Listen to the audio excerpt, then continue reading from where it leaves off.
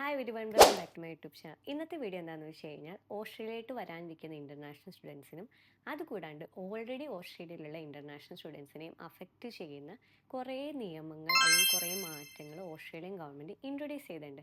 അതിനകത്ത് 4 കാര്യങ്ങളാണ് ഇന്ന് നമ്മൾ സംസാരിക്കാൻ പോകുന്നത്. അപ്പോൾ നമുക്ക് മടിച്ച് നിൽക്കാതെ മെയിൻ വീഡിയോയിലേക്ക് കിടക്കാം. Let's move to the main വീഡിയോയിലേക്ക് കിടക്കുന്നതിന് മുന്നേ 2 കാര്യങ്ങൾ. ഒന്നാമത്തെ കാര്യം നമ്മുടെ സ്റ്റുഡൻറ്റ് കമ്മ്യൂണിറ്റിനെ പറ്റിയിട്ടാണ്. അപ്പോൾ നിങ്ങൾക്ക് അതിനെപ്പറ്റി ഓൾറെഡി അറിയാവുന്നതാണെങ്കിൽ നിങ്ങൾക്ക് ഈ പോയിന്റ് സ്കിപ്പ് ചെയ്യാവുന്നതാണ്.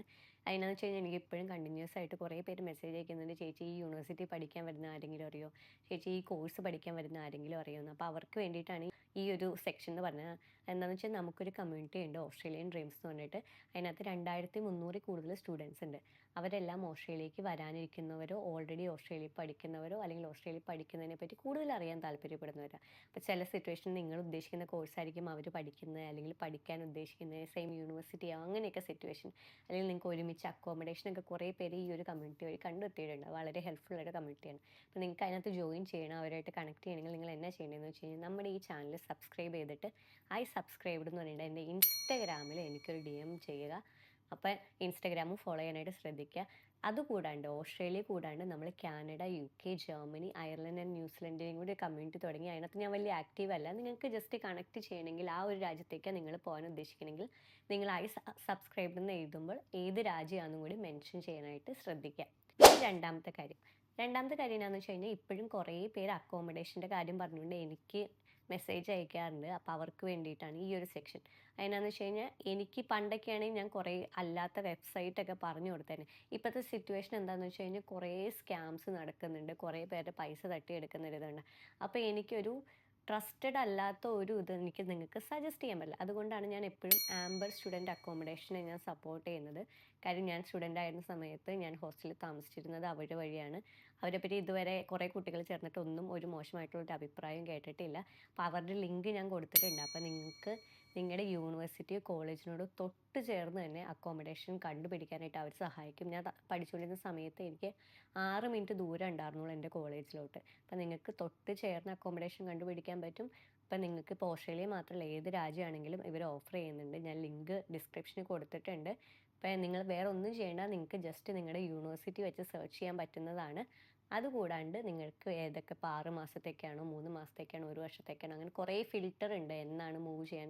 ആ ഫിൽറ്റർ വെച്ചിട്ട് നിങ്ങളുടെ ബഡ്ജറ്റൊക്കെ വെച്ചിട്ട് നിങ്ങൾക്ക് കണ്ടുപിടിക്കാവുന്നതാണ്. ഇൻ കേസ് നിങ്ങളുടെ ബഡ്ജറ്റിന് ഒത്തിയത് കിട്ടിയില്ലെങ്കിൽ ജസ്റ്റ് ഇൻക്വയറി അയച്ചാൽ മതി. അവർ നിങ്ങളുടെ ബഡ്ജറ്റിനനുസരിച്ച് കണ്ടുപിടിക്കാനായിട്ട് ഹെൽപ്പ് ചെയ്യും. ഇനി ഞാൻ വലിയ ഇൻട്രൊഡക്ഷൻ ഒന്നും പറയുന്നില്ല. ഇനി മെയിൻ ചേഞ്ചസ് അല്ലെങ്കിൽ മെയിൻ മാറ്റത്തിലേക്ക് കിടക്കാൻ നേരത്ത് ഒന്നാമത്തെ മാറ്റം അവർ കൊണ്ടുവന്നത് എന്നാന്ന് വെച്ച് കഴിഞ്ഞാൽ അവർ CSOL ലിസ്റ്റ് കൊണ്ടുവന്നു. നമുക്ക് ഇത്ര നാളും എങ്ങനെയാണെന്ന് വെച്ച് കഴിഞ്ഞാൽ ഒരു സ്കിൽഡ് ഒക്യുപ്പേഷൻ ലിസ്റ്റ് എന്ന് പറഞ്ഞ സംഭവം ഉണ്ടായിരുന്നു. അത് SOL ലിസ്റ്റ്. അതിനകത്ത് നോക്കിയിട്ടാണ് യൂഷ്വലി എല്ലാവരും ഇങ്ങനെ കോഴ്സൊക്കെ സെലക്ട് ചെയ്ത് വന്നത്. ഞാൻ പക്ഷേ എപ്പോഴും പറയാറുണ്ട്, അതിനകത്ത് നോക്കി കോഴ്സ് എടുത്തു കഴിഞ്ഞാൽ അതിൻ്റെ അർത്ഥം PR കിട്ടുമെന്നല്ല. അതിനകത്തുള്ള കോഴ്സിന് നമ്മൾ എടുത്തിട്ട് വന്ന് നമ്മൾ PR അപ്ലൈ ചെയ്യാൻ എലിജിബിൾ ആണെന്ന് മാത്രമേ അർത്ഥമുള്ളൂ. കാര്യം അതിനകത്ത് ഇല്ലാത്ത ഒക്യുപ്പേഷൻ ഇല്ല. A to Z ഏതൊക്കെ ഒക്യുപ്പേഷൻ ഉണ്ടോ ആ ഒക്യുപ്പേഷനൊക്കെ അതിനകത്തുണ്ട്. അപ്പം അത് ശരിക്കും പറഞ്ഞാൽ ഇവർ പറയുന്നത് എന്നാന്ന് വെച്ച് കഴിഞ്ഞാൽ അവരുടെ കയ്യിലുള്ള SOL ലിസ്റ്റ് എന്ന് പറഞ്ഞ സംഭവം ഒരു പ്രോപ്പർ ക്രൈറ്റീരിയ ആയിട്ട് നമുക്ക് യൂസ് ചെയ്യാൻ പറ്റത്തില്ല. അല്ലെങ്കിൽ ഒരു പ്രോപ്പർ പേപ്പർ വർക്ക് അല്ല നമ്മളൊരു PRന് അപ്ലൈ ചെയ്യാൻ നേരത്തോ അല്ലെങ്കിൽ ഒരാൾ ഒരു കോഴ്സ് സെലക്ട് ചെയ്യാൻ നേരത്തോ നോക്കാൻ പറ്റുന്ന ഒരു പ്രോപ്പർ സംഭവം അല്ല. കാര്യം അതിനകത്ത് എല്ലാ കോഴ്സും എല്ലാ ഒക്യുപ്പേഷനും നമുക്ക് കാണാൻ പറ്റും. അപ്പോൾ അത് ഭയങ്കര കൺഫ്യൂസിങ് ആണെന്നാണ് അവർ പറഞ്ഞു തന്നത്. അത് കാരണം അത് മാറ്റിയിട്ട് അതിന് പകരം അവർ ഇൻട്രൊഡ്യൂസ് ചെയ്തതാണ് കോർ സ്കിൽസ് ഒക്യുപ്പേഷൻ ലിസ്റ്റ് എന്ന് പറഞ്ഞത്. അതെന്താണെന്ന് വെച്ചാൽ കോർ പേര് പറയുന്ന പോലെ തന്നെ ഇമ്പോർട്ടൻ്റ് ആയിട്ടുള്ള ഏതൊക്കെ ഒക്യുപ്പേഷൻ ഇവിടെയുള്ള എന്ന് വെച്ചാൽ ഇവിടെ ഓസ്ട്രേലിയയിൽ കുറേ ഒക്യുപ്പേഷൻസിന് ഭയങ്കരമായിട്ട് ഡിമാൻഡ് ഉണ്ട്. അത് മാത്രം കോൺസെൻട്രേറ്റ് ചെയ്തിട്ടുള്ളൊരു സംഭവമാണ് ഈ CSOL ലിസ്റ്റ് എന്ന് പറഞ്ഞത്. അത് മെയിനായിട്ട് അവർ അതിനകത്ത് പറഞ്ഞേക്കുന്നത് 456 ഒക്യുപ്പേഷനുള്ളൂ. മറ്റേത് പറയുന്ന പോലെ A to Z എല്ലാ ഒക്യുപ്പേഷനും അവർ പറയുന്നില്ല. അവർ പറയുന്നത് SOL ലിസ്റ്റ് എന്ന് പറഞ്ഞു കഴിഞ്ഞാൽ ഭയങ്കര കൺഫ്യൂസിങ് ആണ്. അത് വെച്ചിട്ട് ഒരാൾക്ക് ഒരു കറക്റ്റ് ആയിട്ടുള്ള ഒക്യുപ്പേഷനോ അല്ലെങ്കിൽ ഇവിടെ എന്തുകൊണ്ട് ഇങ്ങനെയാണ് PR, ഇവിടെ ഏതിനാണ് സ്കില്ലുള്ളതെന്നും നമുക്ക് മനസ്സിലാക്കാൻ പറ്റില്ല, അല്ലെങ്കിൽ ഡിമാൻഡ് ഉള്ളതെന്നും മനസ്സിലാക്കാൻ പറ്റില്ല. അത് കാണാനാണ് ഇത് ഇൻട്രൊഡ്യൂസ് ചെയ്തതെന്നാണ് പറഞ്ഞത്. അതുകൂടാണ്ട് ഫ്യൂച്ചറിലേക്ക് അവർക്ക് കുറേ സ്കിൽസിൻ്റെ ആവശ്യമുണ്ട്. അപ്പോൾ കുറേ ആളുകൾ ഈ SOL ലിസ്റ്റ് നോക്കിയിട്ട് ഏതെങ്കിലുമൊക്കെ കോഴ്സ് അല്ലെങ്കിൽ ഏതെങ്കിലും ഓക്യുപ്പേഷൻ എടുക്കാൻ നേരത്ത് അവരുടെ ഇവിടുത്തെ സ്കിൽസ് അല്ലെങ്കിൽ ഡിമാൻഡ് മീറ്റ് ചെയ്യാനായിട്ട് അവർക്ക് പറ്റുന്നില്ല എന്നാണ് പറയുന്നത്. പിന്നെ വേറൊരു സംഭവം അവർ ഉദ്ദേശിക്കുന്നത് എന്താണെന്ന് വെച്ച് കഴിഞ്ഞാൽ, പുതിയൊരു സ്റ്റുഡൻറ്റ് അല്ലെങ്കിൽ പുതിയൊരാൾ ഇങ്ങോട്ട് മൈഗ്രേറ്റ് ചെയ്യാൻ നേരത്ത് SOL ലിസ്റ്റ് ഒരു ക്രൈറ്റീരിയ ആയിട്ട് നോക്കാണ്ട് CSOL ലിസ്റ്റ് ക്രൈറ്റീരിയ ആയിട്ട് നോക്കിയിട്ട് വേണം അവർ ചെയ്യാൻ.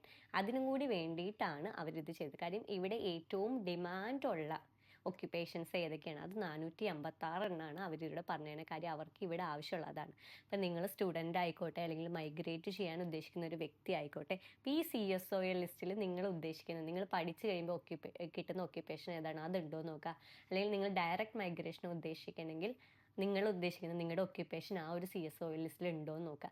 ഇതാണ് ഇവർ മെയിനായിട്ട് PR കൊടുക്കാൻ എന്നുള്ള രീതിയിലുള്ള, അല്ലെങ്കിൽ ഇവിടെ ഏറ്റവും കൂടുതൽ ഡിമാൻഡുള്ള സംഭവം. ഇപ്പോൾ CSOL ലിസ്റ്റിൻ്റെ ലിങ്ക് ഞാൻ ഡിസ്ക്രിപ്ഷനിൽ കൊടുത്തേക്കാം, അതെന്തായാലും നോക്കാനായിട്ട് ശ്രദ്ധിക്കുക. ഇനി ഞാൻ രണ്ടാമത്തെ പറയാൻ വന്നത് 485 വിസയിലുള്ള ചേഞ്ചസിനെ പറ്റിയിട്ടാണ്. 485 എന്താണെന്ന് വെച്ച് കഴിഞ്ഞാൽ, നമ്മൾ പഠിച്ച് കഴിയുമ്പോൾ നമുക്ക് ഇവിടെ നിൽക്കാനായിട്ടൊരു സ്റ്റേ ബാക്ക് വിസ കിട്ടൂല. അതാണ് ഈ 485 എന്ന് പറഞ്ഞത്. അതിനകത്ത് പണ്ട് എങ്ങനെയാണെന്ന് വെച്ച് കഴിഞ്ഞാൽ, നമുക്ക് 485 എത്ര നാൾ വേണമെങ്കിലും എന്ത് വേണമെങ്കിലും പഠിക്കാമോ ഒരു സിറ്റുവേഷൻ ആയിരുന്നു. അതുകൊണ്ട് എല്ലാവരും എന്നാ ചെയ്യണമെന്ന് വെച്ച് കഴിഞ്ഞാൽ, ഇപ്പോൾ ബിസിനസ് ഡിഗ്രി ഒക്കെ എടുത്തവർ ഇപ്പം എന്നെ പോലെ എന്താണ് PR സ്കോപ്പ് ഇല്ല എന്ന് അറിയുമ്പോൾ അവരെന്നാ ചെയ്യും, സ്റ്റേ ബാക്ക് പീരീഡിൽ PR സ്കോപ്പ് ഉള്ള ഒരു ഗ്രാജുവേറ്റ് ഡിപ്ലോമ എടുത്തങ്ങ് പഠിച്ച് PR അപ്ലൈ ചെയ്യും. അതാണ് യൂഷ്വലി കണ്ടുവരുന്നത്.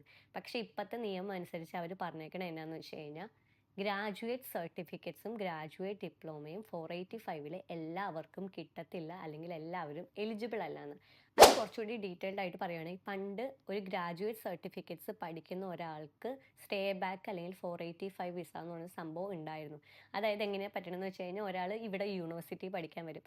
യൂണിവേഴ്സിറ്റി പഠിക്കാൻ വരുമ്പോൾ അവർക്ക് റിയലൈസ് ചെയ്യും യൂണിവേഴ്സിറ്റി ഭയങ്കര എക്സ്പെൻസീവ് ആണെന്ന് മനസ്സിലാക്കിയിട്ട് അവരെന്നാ ചെയ്യും, അതേ കോഴ്സ് തന്നെ ഒരു കോളേജിൽ പോയി പഠിക്കും. കോളേജിൽ പോയി ഗ്രാജുവേറ്റ് സർട്ടിഫിക്കറ്റ് ആയിട്ട് പഠിക്കാം. അപ്പോൾ പൈസയും കുറവാണ്, സമയവും കുറവ് എടുക്കുള്ളൂ. അതിൻ്റെ ഒപ്പം അവർക്ക് എന്ത് കിട്ടും, സ്റ്റേ ബാക്ക് പീരീഡും കിട്ടും. അതാണ് ഇത്ര നാൾ നടന്നുകൊണ്ടിരുന്നത്. കുറേ പേരങ്ങനെ ചെയ്യുമായിരുന്നു. പക്ഷേ അവർ ചെയ്യണം എങ്ങനെയാണെന്ന് വെച്ച് കഴിഞ്ഞാൽ, അവരിപ്പോൾ UWL, ഞാൻ ഫോർ എക്സാമ്പിൾ പറയുകയാണ്, UWL പഠിക്കുന്ന ഒരു സ്റ്റുഡൻറ്റ് പഠിക്കാൻ വന്നപ്പോൾ റിയലൈസ് ചെയ്തു ഭയങ്കര എക്സ്പെൻസീവാണ്. ഇതിന് പകരം ഞാനൊരു കോളേജിൽ പോയി ഇതേ ഡിഗ്രി ഗ്രാജുവേറ്റ് സർട്ടിഫിക്കറ്റ് ആയിട്ട് പഠിക്കണം, ഇതിൻ്റെ പകുതി പൈസ പോലും വരില്ല എന്ന് റിയലൈസ് ചെയ്യുമ്പോൾ ആൾക്കാർ അന്ന് സ്റ്റേ ബാക്കും കിട്ടുമെന്ന് റിയലൈസ് ചെയ്യുമ്പോൾ അവരെന്നാ ചെയ്യും, ആ യൂണിവേഴ്സിറ്റി നിർത്തി ഒരു കോളേജിൽ ഗ്രാജുവേറ്റ് സർട്ടിഫിക്കറ്റ് എടുക്കും. അതും കുറച്ച് നാൾ മാത്രമേ ഉള്ളൂ. അപ്പോൾ കുറച്ച് പൈസ അവളോർത്ത് എടുക്കും. അത് ഇനി പറ്റത്തില്ല എന്നാണ് പറയുന്നത്. കാര്യം എന്താണെന്ന് വെച്ച് കഴിഞ്ഞാൽ, അവർ പറയുന്നത് അങ്ങനെ വരുന്ന സ്റ്റുഡൻസ് എല്ലാം ജെന്യുവൻ സ്റ്റുഡൻസ് അല്ല, എങ്ങനെയെങ്കിലും ഒന്ന് PR കിട്ടണം എന്നുള്ളൊരു ഇതിനകത്ത് വേണ്ടി മാത്രം വരുന്ന. അങ്ങനെ ചെയ്യാനാണെങ്കിൽ അവർക്ക് യൂണിവേഴ്സിറ്റീസിൽ ഈ ഒരു സംഭവം കൊടുക്കാമല്ലോ, ഗ്രാജുവേറ്റ് സർട്ടിഫിക്കറ്റ്. യൂണിവേഴ്സിറ്റീസിലുള്ള ഗ്രാജുവേറ്റ് സർട്ടിഫിക്കറ്റ് ഇൻ്റർനാഷണൽ സ്റ്റുഡൻസിന് കൊടുക്കുന്നില്ല. കാര്യം ഇൻ്റർനാഷണൽ സ്റ്റുഡൻസിന് ആകെ ഓഫർ ചെയ്യുന്നത് ബാച്ചിലേഴ്സ്, മാസ്റ്റേഴ്സ് അല്ലെങ്കിൽ PhD ആണ്. അതെന്തുകൊണ്ട് അവർ യൂണിവേഴ്സിറ്റിയിൽ അവർ ഗ്രാജുവേറ്റ് സർട്ടിഫിക്കറ്റ് കൊടുക്കുന്നില്ല? കാര്യം അവർക്കറിയാം, അവർ ഗ്രാജുവേറ്റ് സർട്ടിഫിക്കറ്റ് ആണെങ്കിൽ ചീപ്പും ആയിരിക്കും, കുറച്ച് നാളുകൊണ്ട് സ്റ്റേ ബാക്ക് കിട്ടി അവർ ജസ്റ്റ് PR മാത്രമാണ് അവർ ഉദ്ദേശിക്കുന്നത്, ജെന്യുവൻ സ്റ്റുഡൻസ് അല്ലാന്ന്. ഇത് പക്ഷേ ചില ഇൻസ്റ്റിറ്റ്യൂഷൻസ്, അതായത് ചില മറ്റേ കോളേജസും TAFE ഒക്കെയാണ് ഇങ്ങനെ ഇൻ്റർനാഷണൽ സ്റ്റുഡൻസിന് ഈ ഒരു സംഭവം ഓഫർ ചെയ്യുന്നത്. അത് പകുതിയും പറ്റിപ്പ് കോളേജസ് ആണെന്നാണ് പറയുന്നത്. അതുകൂടി ഒഴിവാക്കാനായിട്ടാണ്. ഇനി നിങ്ങൾ ഗ്രാജുവേറ്റ് സർട്ടിഫിക്കറ്റ് എടുത്തിട്ട് സ്റ്റേ ബാക്ക് കിട്ടുമെന്ന് വിചാരിക്കുന്ന ഒരാളാണെങ്കിൽ, ഗ്രാജുവേറ്റ് സർട്ടിഫിക്കറ്റ് എടുത്ത് നിങ്ങൾക്ക് കോളേജിൽ പഠിക്കാൻ പറ്റും. പക്ഷേ 485 എന്നുള്ള സ്റ്റേ ബാക്ക് പീരീഡ് നിങ്ങൾക്ക് ഇനി കിട്ടത്തില്ല, ഗ്രാജുവേറ്റ് സർട്ടിഫിക്കറ്റ് എടുത്താണ് നിങ്ങൾ പഠിക്കാൻ ഉദ്ദേശിക്കുന്നതെങ്കിൽ, അല്ലെങ്കിൽ കോഴ്സ് മാറി എടുക്കുകയാണെങ്കിൽ. ഇനി ഗ്രാജുവേറ്റ് ഡിപ്ലോമയെ പറ്റി സംസാരിക്കുന്നിടത്ത്, ഇത്ര നാൾ നേരത്തെ പറഞ്ഞ പോലെ ഒരു കോഴ്സ് എടുത്ത് പഠിച്ചു കഴിയുമ്പോൾ നമുക്ക് 485 സ്റ്റേ ബാക്ക് കിട്ടുകയാണ്. അപ്പോൾ നമ്മൾ അറിയുകയാണ് ആ പഠിച്ച കോഴ്സിന് ഒട്ടും ഡിമാൻഡില്ല, PR കിട്ടില്ല എന്ന് പറയുമ്പോൾ നമ്മൾ പെട്ടെന്ന് PR കിട്ടാന്നുള്ള രീതിയിൽ വല്ല ഗ്രാജുവേറ്റ് ഡിപ്ലോമ നഴ്സിങ്ങോ, ഇപ്പോൾ എൻ്റെ കേസ് പറയുന്നത് ഏർലി ചൈൽഡ്ഹുഡ് അങ്ങനെയൊക്കെ എടുക്കും. അങ്ങനെ എടുക്കണേന് ഇത്ര നാളും കുഴപ്പമുണ്ടായില്ല. ഇപ്പോഴും എടുക്കണേന് കുഴപ്പമില്ല. പക്ഷേ അവർ 2 ഡിമാൻഡ് വെച്ചു. പണ്ടെന്ന് വെച്ച് കഴിഞ്ഞാൽ ഏത് ഡിഗ്രി, ബിസിനസ് ഡിഗ്രി പഠിച്ചിട്ട് നമുക്ക് ഇപ്പോൾ നഴ്സിംഗ് എടുക്കണേ, അതിനൊന്നും ഗ്രാജുവേറ്റ് ഡിപ്ലോമയിൽ ഏത് ഫീൽഡ് എടുക്കണേലും കുഴപ്പമുണ്ടായില്ല. പക്ഷേ ഇപ്പോഴത്തെ 2 ഡിമാൻഡ് എന്നാന്ന് വെച്ച് കഴിഞ്ഞാൽ, നിങ്ങൾ 485 സ്റ്റുഡൻറ്റ് വിസയിൽ വന്ന ഒരാൾക്ക് ഗ്രാജുവേറ്റ് ഡിപ്ലോമ പഠിക്കണമെങ്കിൽ നിങ്ങളുടെ ഏത് ഫീൽഡാണോ, ഇപ്പോൾ IT നിങ്ങൾ പഠിച്ച് IT റിലേറ്റഡ് ഉള്ള ഗ്രാജുവേറ്റ് ഡിപ്ലോമ മാത്രമാണ് പഠിക്കാനായിട്ട് പറ്റുള്ളൂ. രണ്ടാമത്തെ എന്നാന്ന് വെച്ച് കഴിഞ്ഞാൽ, നിങ്ങൾ അതേ വർഷം തന്നെ ആ ഗ്രാജുവേറ്റ് ഡിപ്ലോമ പഠിക്കണം. അതായത് ഇപ്പം കോഴ്സ് കഴിഞ്ഞ അതേ വർഷം, ഇപ്പോൾ ബാച്ചിലേഴ്സോ മാസ്റ്റേഴ്സോ PhD എടുത്ത ഒരാളാണെന്ന് വെച്ചു, ഈ 3 ഡിഗ്രി എടുത്തവർക്ക് മാത്രമാണ് 485 സ്റ്റേ ബാക്ക് കിട്ടുള്ളൂ. ഈ സ്റ്റേ ബാക്ക് കിട്ടാൻ നേരത്ത് നിങ്ങളുടെ മാസ്റ്റേഴ്സോ ബാച്ചിലേഴ്സോ PhD കഴിഞ്ഞു 1 വർഷത്തിനുള്ളിൽ ഇവർ സ്പെസിഫിക് ആയിട്ട് പറഞ്ഞേക്കുന്നത് നിങ്ങളുടെ കോഴ്സ് കഴിഞ്ഞ് 6 മാസത്തിനുള്ളിൽ നിങ്ങൾ ഈ ഗ്രാജുവേറ്റ് ഡിപ്ലോമയ്ക്ക് അപ്ലൈ ചെയ്യുകയും വേണം. അതുകൂടാണ്ട് 1 വർഷത്തിനുള്ളിൽ അത് സ്റ്റാർട്ടും ചെയ്യണം. അതുകൂടാണ്ട് ഇതേ സെയിം ഫീൽഡിലുള്ള ഗ്രാജുവേറ്റ് ഡിപ്ലോമ മാത്രമാണ് നിങ്ങൾക്ക് എടുക്കാനും പറ്റുള്ളൂ. നിങ്ങൾ അപ്ലൈ ചെയ്യുന്ന സമയത്ത് നിങ്ങളുടെ കയ്യിലൊരു സ്റ്റുഡൻറ്റ് വിസ ഉണ്ടായിരിക്കുകയും ചെയ്യണം. ഇത്രയും ക്രൈറ്റീരിയ അവർ പറഞ്ഞിരുന്നു. പണ്ടെന്ന് വെച്ച് കഴിഞ്ഞാൽ നമുക്ക് ഏതെങ്കിലും ഇപ്പം എൻ്റെ കേസ് പറഞ്ഞാൽ 1 വർഷം കഴിഞ്ഞ് എൻ്റെ സ്റ്റേ ബാക്കിൻ്റെ 1 കൊല്ലം കഴിഞ്ഞിട്ടാണ് ഞാൻ ഗ്രാജുവേറ്റ് ഡിപ്ലോമ എടുത്തത്. അങ്ങനെ 1 കൊല്ലം കഴിഞ്ഞെടുക്കാൻ പറ്റില്ല. ഇത്രയും കുറേ റൂൾസ് വന്നിട്ടുണ്ട്. അപ്പം അത് ഇനി നമ്മൾ കുറേ പേര് എങ്ങനെയാണെന്ന് വെച്ച് കഴിഞ്ഞാൽ എന്താണ് സ്കോപ്പ് ഇല്ലാത്തതുകൊണ്ട് ഇനി ഗ്രാജുവേറ്റ് ഡിപ്ലോമ എടുത്ത് PR കിട്ടാനിരിക്കുന്നവർക്ക് എടുക്കുന്നതിന് കുഴപ്പമില്ല. നിങ്ങളുടെ സെയിം ഫീൽഡും ആയിരിക്കണം. നിങ്ങൾ 1 വർഷത്തിനുള്ളിൽ കോഴ്സ് കഴിഞ്ഞ് 1 വർഷത്തിനുള്ളിൽ അപ്ലൈ ചെയ്യണം. ഇത് ഭയങ്കര ഒരു ഷോക്കായിട്ടുള്ള ന്യൂസായിട്ട് എനിക്ക് തോന്നി. മൂന്നാമത്തെ ഒരു മാറ്റം വന്നേക്കുന്നത് വെച്ച് കഴിഞ്ഞാൽ ഫാസ്റ്റർ വിസ പ്രോസസ്സിങ് ടൈമാണ്. ഇത്ര നാളും ടൂറിസ്റ്റ് വിസ ആയിക്കോട്ടെ, നമ്മുടെ സ്റ്റുഡൻറ്റ് വിസ ആയിക്കോട്ടെ, അല്ലെങ്കിൽ മൈഗ്രേറ്റ് ചെയ്യാൻ പറ്റുന്ന വർക്ക് വിസ ഒക്കെ ആയിക്കോട്ടെ, ഇതിനെല്ലാം ഭയങ്കരമായിട്ട് പ്രോസസ്സിങ് ഡിലേ വരുന്നൊരു സിറ്റുവേഷനാണ്. അപ്പോൾ അവർ എന്നാന്ന് വെച്ച് കഴിഞ്ഞാൽ ഒരു അഡ്വാൻസ്ഡ് AI സിസ്റ്റം ഇൻട്രൊഡ്യൂസ് ചെയ്തിട്ടുണ്ട്. അതുകൂടാണ്ട് ഇപ്പോഴുള്ള സ്റ്റാഫിനേക്കാളും കുറേ പുതിയ സ്റ്റാഫിനെയും ഇവർ ഇതിന് വേണ്ടിയിട്ട് ഏർപ്പെടുത്തി. അപ്പോൾ എന്നാ ഗുണം എന്ന് വെച്ച് കഴിഞ്ഞാൽ ഇപ്പോൾ 3 മാസം എടുക്കുന്ന വിസയാണെങ്കിൽ 1 മാസത്തിനുള്ളിൽ കിട്ടുമെന്ന് അവർ പ്രോമിസ് ചെയ്യുന്നൊരു സിറ്റുവേഷനാണ്. ചില വിസ, എല്ലാ വിസയല്ല. അപ്പോൾ ഇവർ പറയുന്ന ഒരു സംഭവം എന്നാന്ന് വെച്ച് കഴിഞ്ഞാൽ ഇവർ AI ഇൻട്രൊഡ്യൂസ് ചെയ്തു, കുറേ സ്റ്റാഫിനെ വെച്ചു. ഇതിലൂടെ അവരുടെ മെയിൻ എയിം അവർ എന്താ ഉദ്ദേശിക്കുന്നതെന്ന് വെച്ച് കഴിഞ്ഞാൽ വെയിറ്റിംഗ് ടൈം കുറയും. അതുകൂടാണ്ട് ഇത്രയും ആൾക്കാരുള്ള കാരണം പേപ്പർ വർക്ക് കുറയും. അതുകൂടാണ്ട് AI ആണ്, അപ്പോൾ പേപ്പർ വർക്ക് കുറയും. അങ്ങനെ വരുമ്പോൾ കുറച്ചുകൂടി ഫാസ്റ്റായിട്ട് വിസ എല്ലാവർക്കും കിട്ടാൻ പാകത്തിന് വരുത്തുന്നു. അപ്പോൾ ഇത് ഫാമിലി വിസയുടെ കാര്യത്തിലും ഇവരിത്, അതായത് ഫാമിലി ആയിക്കോട്ടെ, ഡിപ്പെൻഡൻറ്റ് വിസയൊക്കെ ആയിക്കോട്ടെ, അത് കുറച്ചുകൂടി ഫാസ്റ്റർ ആക്കാൻ നോക്കുക. ഇത്ര നാൾ അത് കുറച്ചുകൂടി പാടാണ്. അത് പക്ഷേ കുറച്ചുകൂടി ലിബറലാക്കി കുറച്ചുകൂടി ഫാസ്റ്റ് ആക്കുന്ന രീതി ഇതിനകത്ത് ഇവർ പറയുന്നുണ്ട്.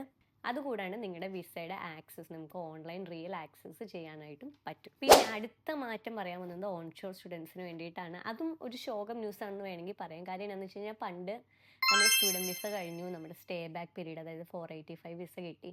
അത് കഴിയുമ്പോൾ എങ്ങനെയാണെന്ന് വെച്ച് കഴിഞ്ഞാൽ ഇൻ കേസ് നമുക്ക് ആ സമയമായിട്ടും PR കിട്ടിയില്ലെങ്കിൽ ഞാൻ നേരത്തെ പറഞ്ഞല്ലോ സ്റ്റുഡൻറ്റ് വിസയ്ക്ക്, അടുത്ത സ്റ്റുഡൻറ്റ് വിസയ്ക്ക് ഇവിടെ നിന്നുകൊണ്ട് തന്നെ എപ്പോൾ വേണമെങ്കിലും എങ്ങനെ വേണമെങ്കിലും അപ്ലൈ ചെയ്യാവുന്നൊരു സിറ്റുവേഷൻ ഉണ്ടായിരുന്നു. ഇപ്പം എങ്ങനെയാണെന്ന് വെച്ച് കഴിഞ്ഞാൽ പണ്ട് അത് അങ്ങനെ അപ്ലൈ ചെയ്യാൻ നേരത്ത് നമുക്കൊരു ഓഫർ ലെറ്റർ മാത്രം മതി. ഓഫർ ലെറ്റർ ഇവിടെ ഉണ്ടെങ്കിൽ നമുക്ക് ഒരു ഓഫർ ലെറ്റർ കിട്ടി നമ്മളൊരു സ്റ്റുഡൻറ്റ് വിസയ്ക്ക് വെച്ച് കഴിഞ്ഞാൽ സ്റ്റുഡൻറ്റ് വിസ കിട്ടും. ഇപ്പോൾ അവർ പറയുന്നത് എന്താണെന്ന് വെച്ച് കഴിഞ്ഞാൽ നിങ്ങളുടെ സ്റ്റുഡൻറ്റ് വിസ കഴിഞ്ഞു, അത് കഴിഞ്ഞ് നിങ്ങളുടെ സ്റ്റേ ബാക്ക് പീരീഡ് കഴിഞ്ഞ് നിങ്ങൾ അടുത്ത സ്റ്റുഡൻറ്റ് വിസയ്ക്ക് അപ്ലൈ ചെയ്യണമെങ്കിൽ നിങ്ങൾക്ക് ഓഫർ ലെറ്റർ മാത്രം പോരാ. യൂണിവേഴ്സിറ്റിയിൽ നിന്ന് COE കൺഫർമേഷൻ കിട്ടിയാൽ മാത്രമേ അവർ സ്റ്റുഡൻറ്റ് വിസ തരുള്ളൂ.